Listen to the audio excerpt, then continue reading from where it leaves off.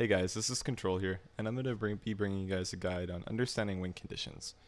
So this is going to be more of a general guide. I will talk about specific decks, but I'm not going to go in depth into a single one. So we're just going to be talking about how you can deal 30 damage really. That's really what a win condition is. Let's move over to the next slide and talk about what a win condition actually is. So what is a win condition? So it's really the goal of your deck. When you're looking at a list, there's usually going to be a few different ways that you can win. Sometimes just one, sometimes multiple. But there's always going to be a goal of the deck if it's a well-built one. So a win condition is usually the way that you're going to be dealing 30 damage, whether that be just flooding the board, pushing 30 damage to face, or milling your opponent with Bran and Cold Light Oracles, dealing 30 damage through fatigue. But in the end, your win condition is usually going to be just some way to deal 30 damage over the course of the game. And this win condition doesn't always have to be clear. So it can just be playing a card like Ysera, and then just snowballing with that, gaining a bunch of minion on it, gaining a bunch of cards off of Ysera, getting insane value, and winning the game off of that advantage that you get from Ysera. And a win condition is, again, a game plan. It's a specific strategy that you're going to be following to win the game, that it constantly is adapting and that you're building upon throughout the game. Okay, and so when you make a win condition or to understand win conditions, an important thing to understand is the current metagame. So you really want to understand what deck a class is going to be playing. So we'll take Warlock for example. When you queue into Warlock, you really want to understand that 8 out of 10 times, or roughly 8 out of 10 times, you're going to be queuing into Zoo Lock rather than Reno Lock. So by doing that, you can adjust your mulligans accordingly and think about how you can adjust your win condition as well for playing against Zoo. Another thing to understand is it common to run this card in the meta? So my simple example is it common for Control Warrior lists to be running 1 or 2 brawls right now? So if they're running 1, then after the first brawl you can overextend super hard and just go all in. But if they run 2, then you have to play safe for 2. And it's kind of hard to understand what your opponent's going to be playing, but if you know the decks, say on Tempo Storm, are only using 1, then you can assume that most people are going to net deck and just use 1 brawl on their list as well, so you shouldn't be too worried about playing around the second one. Also, by understanding the meta, you're going to understand key cards and matchups. Consider Gadgets and Auctioneer. When you're playing against a rogue, you can assume that you need to have some way to deal with a turn 6 Gadget Sign. That's also very key. Now, understanding your win condition, so you need to ask, is my deck going to be outvaluing, out-tempoing, or out-smorking my opponent? Those are just a few conditions. There are many more. But we're going to stick with smorking to make it quite easy for this video. So next, am I playing proactively or the reactive deck? So in a control versus aggro matchup, the control list is going to be the one playing reactively, and the aggressive deck is going to be the one playing reactively, or proactively. So they're going to be the list that's going to be making decisions and forcing the control deck to remove them. So say turn 1, the Aggro Shaman list would play Tunnel Trog to play proactively. They're like, I'm going to start developing a board, I'm going to follow up with a Totem Golem, I'm going to start snowballing and just win fast. And the Control Warrior list is going to be, okay, in my turn 1, I'm going to have to coin out a War Axe to play reactively and remove his board. And to understand your win condition, you should always have something in mind based on your hand. Okay, based on this hand, how do I win the game? So is that going to be going face with my double fireball hand? Or is that going to be playing around minions and getting good trades, hoping to draw into spells to push? That's just an example, there are many others. Next is understanding your opponent's win condition. So is my opponent playing a combo list? If so, how do I play around that combo? So do I need to stay above 20 health if I'm playing against a Leroy Faceless over a Power Overwhelming combo? If so, then yeah, you do need to stay around 20 health or keep taunts up, or have some way to gain health in the future. If you're playing against a deck like Zoo, your win condition is probably going to be keeping the board clear early. Just holding the board so they can't just push damage in over and over again. And if it's not that, if you can't hold board against them, you're going to have to figure out a way to deal 30 damage fast. Otherwise you likely will die and lose the game. And then next is, can I take 2 extra damage and win? This isn't too big of a deal against control lists, as they will just push damage later on, but against aggressive lists this does matter a lot sometimes. So if you're against an Aggro Shaman, is it okay for me to use my Fiery War Axe to clear their Flame Juggler? Or is taking that 2 damage right now too big of a deal? And should I attack in with my 3/2 to clear the Flame Juggler? And decisions like that usually end up mattering a lot. 2 damage can be the difference between winning or losing in a turn later on in the game. Next is altering your win condition. This is very important, and a lot of people don't do too good of a job doing this, but you should really just be evaluating your hand and the board at the start of every turn. You draw one more card, that one card can be the difference between you being able to win the way that you want to right now, so say by pushing face, or maybe that card allows you to play in a safer way. Say it's a mirror image top deck. You top deck mirror image, it allows you to play minions and protect them. You protect the minions, you can save your burn spells and use them later, rather than just going face right now and having to hope to get, the 20% of a fireball off at the top of your list. The top of your deck, sorry. And yeah, planning ahead is very, very important. You should always be looking at your draws, seeing, okay, what's likely for me to get? And if I draw into this, what should I do? So if I draw into the fireball, then yeah, I should go face. Do I want to push damage right now? Because if I do draw into any sort of burn, will I have lethal if I do that? There's just sort of stuff like that.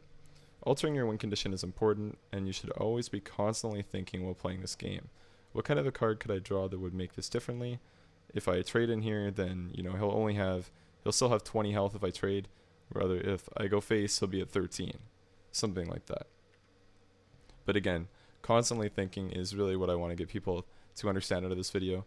Really just thinking about what you have in your hand, what you have in your deck, the board state, what your opponent's likely to have. It's very, very crucial to winning Hearthstone games. Next is, we're going to go through a couple meta decks and how they win games and how you can beat them and play around their win conditions. So Aggro Shaman is really looking to establish a very strong early board and then follow that up by just keep on controlling it and then going face after turn 4 or 5, just continuously hitting in face, snowballing with their Tunnel Trogs, their Totem Golems, getting value off of the Flame Tongue Totems, just pushing damage over and over again. Then they look to follow up and win with cards like Lava Burst, Lightning Bolts, Rockbiter Weapon, and Doomhammer. Yeah, they just look to push damage after a couple turns. And they do want to win before turn 10. So against a very fast deck like this, you really just want to have cards to shut down the Tunnel Trog early and the Totem Golem. So any sort of early removal is great. Developing a board against them is good as well, but they do have cheap removal like Rockbiter and Lightning Bolt to remove your cards.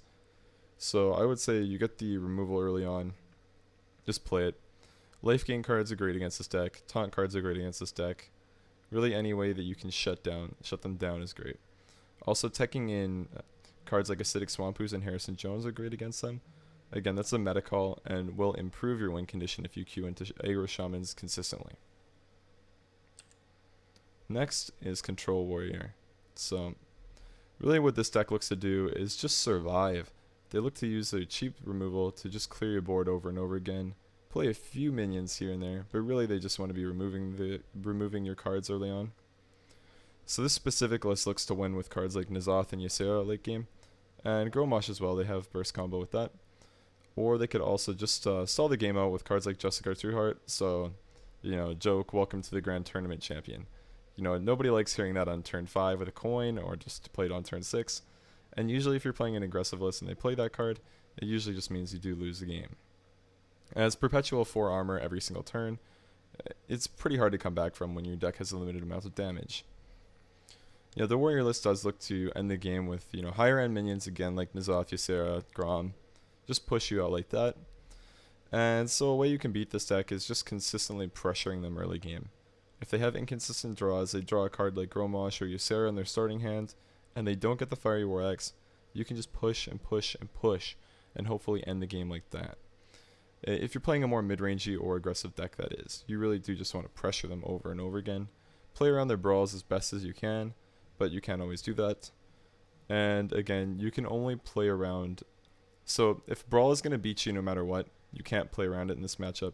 You just have to go. Next is Lock. So this is a deck most of us are probably familiar with. Queue into it a lot, like the Aggro Shaman and the Control Warrior list. But really what this list looks to do is establish a board early with all of their 1-drops. If you look at the list, it's an insane amount. They look to establish a board with their 1-drops and then use their buff cards to have insanely favorable trades. This deck is really based around that. You have just cheap minions, a good curve, and you make crazy trades with cards like Direwolf Alpha, Abusive, Power Overwhelming. Yeah, it's really good. And then they look to finish games out with either a board and perpetual damage face, or a combo with Leroy Power Overwhelming and Soulfire. So it's a lot of burst damage. That's 14 right there, just from hand. Also, some lists do run Doomguard. Doomguard's also good for burst. It's 5 damage, but it's better for clearing the board. Again, something to consider. If you see a Doomguard, you won't really expect Leroy. I don't think many lists run both of them. But a way to beat Zoo really is just control the board early. Control the board. Yeah, deal with their threats early. Have good ways to remove their 1-drops. So if you're playing a warrior, you get that Fiery War Axe, you're probably going to shut them down. You have ways to deal with their turn 1 Flame Imp into turn 2 Juggler or Peddler. You're in a good spot. So against Zoo, you really do just want to control the board. I don't mean that. Yeah. Okay, so just control the board. And then just push damage later on. But really, it's just important that they don't have a board against you, and your life total stays relatively high. You can't always play around Leroy Power Overwhelming Leroy Power Overwhelming into Soulfire combo. So I wouldn't suggest always doing that. But you want to have a healthy life total, and you want to play around all that you can in this matchup. So next, Reno Lock. So this deck is interesting. There's a few different builds of Reno Lock right now, but this is the one I wanted to touch on because it is a combo list, like a true combo list. And the way this deck usually does win is having cards like Leroy, Power Overwhelming, and Faceless discounted by Emperor Thorsan, and then it uses that as a 20 damage burst combo to kill you later on in the game after they whittle you down a little bit with their minions. But the deck really does just aim to survive until later on. Has tons of removal cards, and it does have Reno Jackson to heal them back up to 30. So a way that I would suggest beating this deck, and this goes with understanding their win condition. So if you look at a Reno Lock and you see that they have kept at least one card, again, this is going to require a deck tracker or you to be very alert and watching the cards the whole time.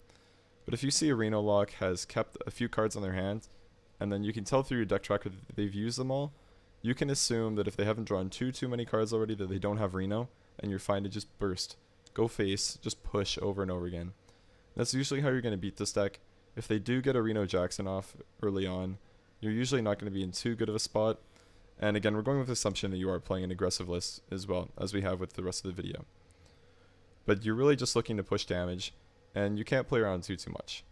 And if you're not playing an aggressive list and you're going on later on in the game, you do have to understand that this deck is looking to win with the Leroy Power Overwhelming Faceless combos, so you have to be very wary of that after they get the Emperor Thorsan down. But again, sometimes you can't play around that, so just don't in the case that you can't. Just again, look to Smark. And there are other Reno lists, so I mean, I wouldn't just tunnel in on the Leroy Power Overwhelming Faceless combo, as some players do run N'Zoth lists.